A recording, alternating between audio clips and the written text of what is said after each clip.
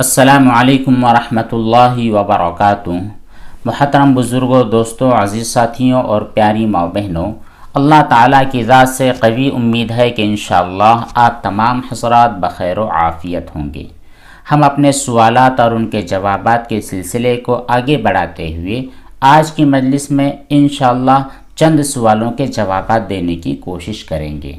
سب سے پہلا سوال ہے، السلام علیکم مفتی صاحب، اگر ناخن کے اوپر والا حصہ تھوڑا سا ٹوٹ جائے، یعنی جو ہمارے ناخن ہے اس کی کھال اترنے لگے، تو ایسی صورت میں اس ناخن کو صاف کیے بغیر ہمارے تینوں غسل، چاہے وہ غسل جنابت ہو، حیض سے پاک ہونے کا ہو، نفاس سے پاک ہونے کا ہو، یہ تمام غسل صحیح ہو جاتے ہیں یا پھر اس ناخن کو مکمل طور پر صاف کر لینا ضروری ہے غسل کے پہلے؟ دیکھیے، اگر آپ کے ناخن میں کوئی تکلیف ہے یا آپ کی جلد میں کوئی تکلیف ہے تو پھر اس تکلیف کے اندر والے حصے تک پانی کا پہنچانا ضروری نہیں ہوتا ہے۔ ناخن کی آپ کی کھال اتر رہی ہے یا تھوڑا بہت ناخن کٹا ہوا ہے تو ویسی صورت میں آپ غسل کر لیں، آپ کا غسل صحیح ہو جائے گا، چاہے وہ غسل کوئی بھی ہو، مکمل طور پر ناخن کو کاٹنا یا پھر جو بھی چھلکا وغیرہ اترا ہے اس کو اتار لینا، اس کے بعد ہی غسل کرنا، یہ چیز ضروری نہیں ہوتی ہے۔ ندا یعقوب کا سوال ہے، السلام علیکم، سوال ان کا یہ ہے کہ مفتی صاحب، نجاست کو اگر ٹیشو پیپر سے صاف کر لیا جائے اور صاف کرنے کے بعد غسل کے دوران اس حصے پر سے پانی کے قطرات اڑے، ہمارے پانی کے اندر گرے یا پانی کے بالٹی پر گرے، تو ایسی صورت میں کیا حکم ہے؟ اگر آپ کے بدن پر کوئی ظاہری نجاست ہے تو اس کو صاف کرنے کے لیے ضروری ہے کہ آپ پانی کا استعمال کریں، صرف ٹیشو سے صاف کر لینا اور اس کے بعد میں غسل کرنا یہ سنت طریقہ نہیں ہے۔ سنت طریقہ یہ ہے کہ آپ ٹیشو سے بھی صاف کر لیں، بعد میں پانی سے بھی صاف کر لیں، تاکہ یہاں کے جو چھینٹے ہیں اڑ کر پانی وغیرہ کے اندر گرنے کے بعد آپ کے پانی کو ناپاک نہ کر سکیں۔ بہرحال آپ نے جو صورت بتلائی ہے کہ آپ نے ٹیشو سے صاف کر لیا، بعد میں غسل کے دوران اس نجاست والے حصے سے چھینٹے اڑ کر پانی میں گرے ہیں، تو ایسی صورت میں چونکہ وہ پانی جو کہ آپ کی بالٹی میں ہوتا ہے بہت تھوڑی مقدار میں ہوتا ہے، وہ ناپاک ہو جاتا ہے، اس طرح کام آپ کو نہیں کرنا ہے۔ اگلا سوال ہے، مفتی صاحب، فرش یا ماربل پر اگر پیشاب گر جائے، پیشاب گرنے کے بعد ہوا یا دھوپ کی وجہ سے وہ اچھی طرح سوکھ جائے اور اس پر کی تمام غلاظت، بدبو ہے، اس کا کلر ہے، تمام چیزیں غائب ہو جائے، تو وہ زمین، وہ ماربل پاک ہو جائے گی، وہاں پر نماز پڑھ سکتے ہیں یا نہیں؟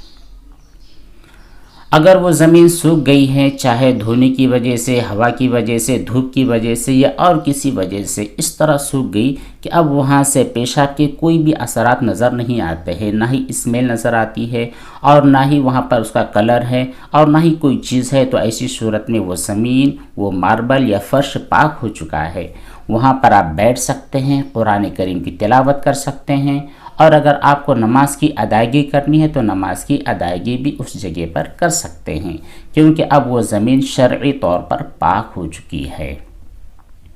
اگلا ایک سوال ہے، السلام علیکم مفتی صاحب، اگر استنجا کے بعد ہاتھ سے اسمیل آ رہی ہو اور پھر ہم نے اسی ہاتھ کو کسی اور جگہ لگا دیا ہے تو جس چیز کو ہمارے ہاتھوں نے ٹچ کیا ہے وہ جگہ ناپاک ہو جائے گی، کیونکہ ابھی تک ہاتھ میں اسمیل آ رہی ہے۔ اسی لیے تو نبی کریم صلی اللہ علیہ وسلم نے حکم دیا ہے کہ جس وقت آپ استنجا سے فارغ ہو جاؤ تو ہاتھوں کو اچھی طرح دھو لو، مٹی سے صاف کر لو، اور اگر آپ کے یہاں پر مٹی نہیں ہے تو پھر جو ہینڈ واش ہوا کرتے ہیں یا صابن ہے یا اور کوئی چیز ہوتی ہے کیمیکل وغیرہ، اس سے ہاتھوں کو اچھی طرح دھو لینا چاہیے۔ بہرحال اگر آپ نے ہاتھوں کو صاف نہیں کیا، صرف اس میں سے اسمیل آ رہی ہے، تو اس گیلے ہاتھ کو کہیں اور ٹچ کرنے کی وجہ سے، چونکہ آپ کے ہاتھوں کی اسمیل دوسری جگہوں میں اور دوسری چیزوں میں منتقل ہوتی نہیں ہے، اس لیے کوئی بھی چیز ناپاک نہیں ہوگی۔ بہرحال آپ کو ہاتھوں کو دھونا تو ضروری ہوگا۔ عرشی کا سوال ہے، السلام علیکم، ریبٹ نے پیشاب کر دیا ہے، پھر میں نے وہاں پر پانی ڈالا اور اس کو وائپ کر دیا، اس کے بعد جب وہ جگہ سوکھ گئی ہے تو پھر وائٹ وہ زمین ہو چکی ہے، دوبارہ میں نے وہاں پر پانی ڈالا، پھر اس کو وائپ کر دیا، تو اب جو سفید دھبا تھا وہ ختم ہو چکا ہے۔ تو اب مجھ کو پوچھنا یہ ہے کہ پہلے جو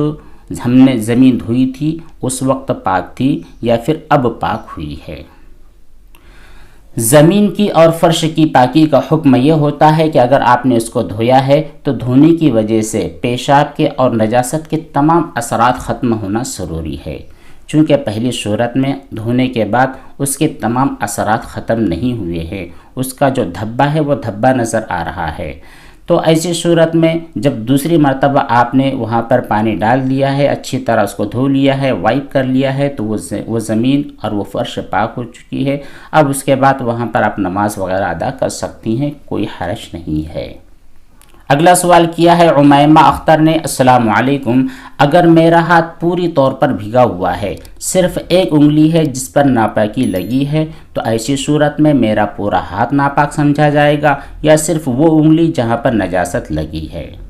ظاہر بات ہے جس حصے پر نجاست لگی ہے وہی حصہ ناپاک ہے، بھلے ہی آپ کا پورا ہاتھ گیلا ہے لیکن نجاست کا اثر صرف آپ کی ایک انگلی پر ہے تو آپ کی وہی انگلی ناپاک ہوگی، اسی کو دھونا ضروری ہے۔ ہاں، اگر تری آپ کے ہاتھ میں اتنی زیادہ ہے اور وہ انگلی تھی تمام ہاتھ سے تمام انگلیوں سے ٹچ ہو چکی ہے تو پھر اس صورت میں پورا ہاتھ ناپاک ہوگا، ورنہ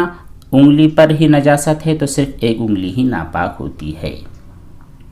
ایم علی کا سوال ہے، السلام علیکم مفتی صاحب، میں جب پیشاب یعنی استنجا کرنے کے لیے بیٹھتا ہوں تو پیشاب سے فارغ ہونے کے بعد جب میں پانی کا استعمال کرتا ہوں تو اس کے کچھ چھینٹے میرے کپڑے پر آ جاتے ہیں، مجھے شک ہونے لگتا ہے کہ یہ جو چھینٹے ہیں میرا کپڑا جو گیلا ہو چکا ہے وہ اوپر سے پانی ڈالنے کی وجہ سے ہے یا پھر پیشاب کے قطروں سے وہ پانی ٹچ ہوا ہے اور وہ پانی آ کر میرے انڈر ویئر پر یا پھر کپڑے پر لگا ہے۔ اس کے بارے میں مجھے بہت زیادہ وہم ہوتا ہے، وسوسہ ہوتا ہے، میری نماز وغیرہ بھی پرابلم میں آ جاتی ہے اور اس کی وجہ سے میں بہت زیادہ وسوسوں کا شکار ہو چکا ہوں، میں کیا کروں؟ احتیاط سے اور بالکل دھیان اور توجہ کے ساتھ آپ استنجا کیا کریں۔ پہلی مرتبہ جب آپ پانی کو ڈال رہے ہیں تو کپڑوں کو اچھی طرح سمیٹ لیں تاکہ اگر پانی کے قطرات اڑے بھی تو اوپر والا جو پانی آپ نجاست کے اوپر ڈال رہے ہیں وہ اڑے، نہ کہ پیشاب کو صاف کرنے کے بعد اس کے قطرات آپ کے کپڑوں پر لگے۔ تھوڑی احتیاط اگر آپ کرو گے اور تھوڑی دھیان اور توجہ کے ساتھ استنجا سے فارغ ہوں گے تو انشاءاللہ یہ پرابلم اور یہ تکلیف نہیں ہوگی۔ لیکن اگر کبھی ایسا ہو گیا آپ کے کپڑے پر بہت زیادہ احتیاط کے باوجود بھی پانی لگا ہے، پانی کے قطرات لگے ہیں، تو ایسی صورت میں آپ سمجھے کہ وہ ناپاک پانی نہیں ہے، جب تک کہ آپ کو اس بات کا یقین ہو جائے کہ نہیں وہ جو اڑنے والے قطرات ہیں نیچے سے آئے ہیں، تب کہیں جا کر کے ناپاکی کا حکم ہوتا ہے۔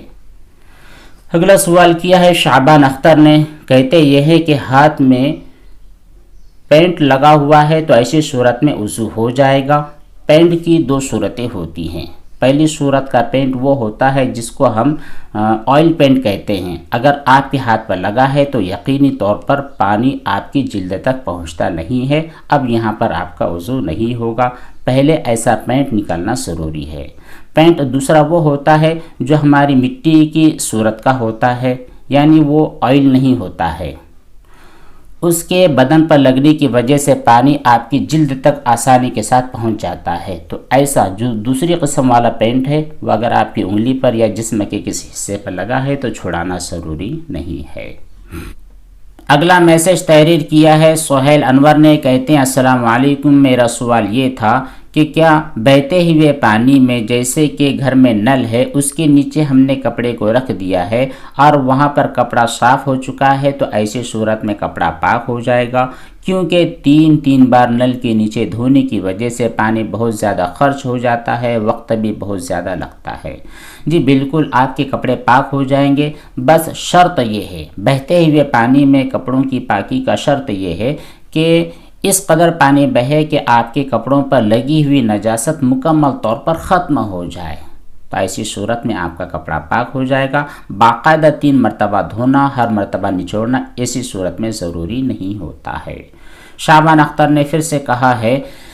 کہ تکبیر ہونے کے بیچ میں اگر کوئی آدمی نماز پڑھ رہا ہے تو ہم کو جب صف درست کرنی ہوتی ہے تو اس کے سامنے سے جا کر صف درست کر سکتے ہیں یا پھر اس آدمی کی نماز کے ختم ہونے کا انتظار کرنا ہوگا۔ یہاں پر کل دو چیزیں ہیں۔ اگر کوئی آدمی سنت پڑھنے کے لیے مسجد میں آیا ہے تو اس کو دیکھ لینا چاہیے کہ جماعت کا وقت شروع ہونے کے بالکل قریب ہے یا پھر وقت باقی ہے۔ اگر اس کو لگ رہا ہے کہ میں سنت پڑھ رہا ہوں اور جماعت کھڑی ہو جائے گی تو ایسی صورت میں اس کے لیے بہتر یہ ہے کہ بالکل مسجد کے درمیان میں وہ سنت کی نیت نہ باندھیں، بلکہ سائیڈ میں رہ کر یا پھر کسی پلر کے پیچھے یا دیوار کے پیچھے یا دروازے اور کھڑکی کے پیچھے وہ سنت کی ادائیگی کرے، تاکہ جماعت کے وقت لوگ اس کے سامنے سے گزرنے پر مجبور نہ ہو جائیں۔ لیکن اس طرح نہیں کیا گیا، کسی بندے نے درمیان میں آ کر نیت باندھ لی ہے اور جماعت کھڑی ہو چکی ہے، تو ایسی صورت میں بہتر یہ ہے کہ ایک آدمی سائیڈ سے جا کر کے اس کے سامنے کھڑا ہو جائے۔ دیکھیے جو نمازی ہوتا ہے نا تو اس کے سامنے سے اس طرح گزر جانا یہ منع ہے، لیکن نمازی کے سامنے جا کر کھڑا ہو جانا یا کوئی بندہ سامنے تھا وہ سائیڈ میں ہٹ گیا ہے، اس طرح کا کرنا منع نہیں ہے۔ تو جو شخص سنت ادا کر رہا ہے ایک شخص جا کر کے سائیڈ سے اس کے سامنے کھڑا ہو جائے، پھر دوسرا فرد آئے اس کے لیفٹ سے اور اس کے رائٹ سے صفوں کی بنانے کی ترتیب شروع کر دے۔ اگلا سوال کیا ہے مہوش ملک نے، کہتی یہ ہیں کہ کیا قلم جو کہ مارکر پین ہوا کرتا ہے اس کی انک ناپاک ہوتی ہے، اس میں الکوہل ملا ہوا ہوتا ہے، اگر وہ ہاتھ پر یا کسی چیز پر لگ جائے تو پھر وہ چیز ناپاک ہو جاتی ہے؟ جی نہیں، قلم ہے اور سیاہی ہے، اس میں جو چیز ملی ہوتی ہے وہ ناپاک نہیں ہوتی، اسی لیے اگر قلم آپ کے ہاتھ پر چل جائے، آپ کے کپڑوں پر چل جائے تو کوئی بھی چیز ناپاک نہیں ہوتی ہے، اور اگر اس میں الکوہل ملا ہوا بھی ہو تو عام طور پر ان چیزوں میں جو الکوہل ملائے جاتے ہیں وہ ناپاک نہیں ہوتے ہیں۔ اگلا سوال کیا ہے انر پیس نے، کہتے ہیں السلام علیکم مفتی صاحب، گرلز کے لیے، لڑکیوں کے لیے ایجوکیشن اور جاب کرنا کیسا ہے؟ کون کون سے فیلڈ میں وہ تعلیم حاصل کر سکتی ہے؟ کہاں کہاں پر وہ جاب کر سکتی ہیں؟ لڑکیوں کے لیے تعلیم حاصل کرنا، دینی تعلیم ہو، دنیاوی علوم ہو، تمام چیزیں ان کے لیے جائز ہے، کوئی ممانعت شرعی طور پر نہیں ہے، لیکن شرط یہ ہے کہ جہاں پر بھی وہ تعلیم حاصل کرے وہ شرعی پردے اور حدود اور قیود کے ساتھ تعلیم حاصل کرے۔ تعلیم حاصل کرنے کے بعد کسی بھی فیلڈ میں وہ جاب کر سکتی ہے، لیکن وہاں بھی شرط یہ ہے کہ وہ جو شرعی پردہ ہوا کرتا ہے اس پردے کی رعایت کرے، غیر محرم مردوں کے سامنے نہ آئے۔ اس طرح کے جاب اگر وہ اس کے سامنے ہے تو اس کے لیے بالکل گنجائش ہے، اجازت ہے۔ اگلا سوال کیا ہے نذیر احمد نے، کہتے ہیں السلام علیکم مفتی صاحب، میں جب نماز پڑھتا ہوں تو مجھے اپنے آپ ہی ذرا سی ہنسی آ جاتی ہے، خاص طور پر وہ نماز جس میں جہری طور پر قرأت کی جاتی ہے، مجھ کو تلاوت کے درمیان کچھ ہنسی آ جاتی ہے، میں بہت زیادہ کوشش کرتا ہوں اس کو روکنے کی، لیکن تھوڑی سی ہنسی نکل جاتی ہے۔ دیکھیے نماز میں اگر آپ نے کھلکھلا کر ہنس دیا، کھلکھلانے کا مطلب یہ ہے کہ اتنی زور کی ہنسی جو آپ کو خود سنائی دے اور آپ کا جو پڑوسی ہے اس کو سنائی دے، یا وہ موجود نہیں تھا مگر آپ نے اتنی زور سے ہنسا ہے کہ اگر کوئی شخص بازو میں ہوتا تو وہ بھی سن لیتا، ایسی صورت میں آپ کی نماز بھی ٹوٹ جاتی ہے، ساتھ میں وضو بھی فاسد ہو جاتا ہے۔ اور اگر اس سے کم آواز والی ہنسی ہے تو ایسی صورت میں آپ کی نماز فاسد نہیں ہوتی، وضو بھی فاسد نہیں ہوتا ہے۔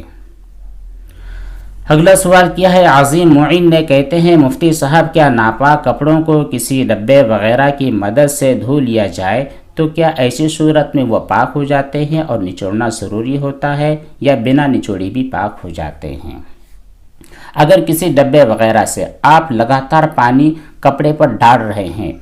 اور اس طرح پانی ڈال رہے ہیں کہ پانی وہ کپڑوں پہ سے بہتا چلا جا رہا ہے، یعنی آپ نے کپڑوں کو اس طرح دھویا جس طرح جاری اور بہتے ہوئے پانی میں دھویا جاتا ہے، یہ کنڈیشن آپ کی تھی اور آپ کا کپڑا بھی پاک ہو چکا ہے، اس پر کی نجاست بھی ختم ہو چکی ہے، تو ایسی صورت میں آپ کا کپڑا پاک ہو جائے گا۔ اب یہ جاری پانی میں دھونے کے حکم میں آ جاتا ہے، اس کو ہر مرتبہ نچوڑنا بھی ضروری نہیں ہوتا ہے۔ یہ تھی چند سوالات اور ان کے جوابات جو آپ کی خدمت میں پیش کیے گئے ہیں۔ اس کے علاوہ اور بھی چند سوالات ہیں، انشاءاللہ اگلی نشست میں اور اگلی مجلس میں ان کو بیان کیا جائے گا۔ اللہ تبارک و تعالی ہمیں عمل صالح کی توفیق بخشے۔ آمین۔ السلام علیکم ورحمۃ اللہ وبرکاتہ۔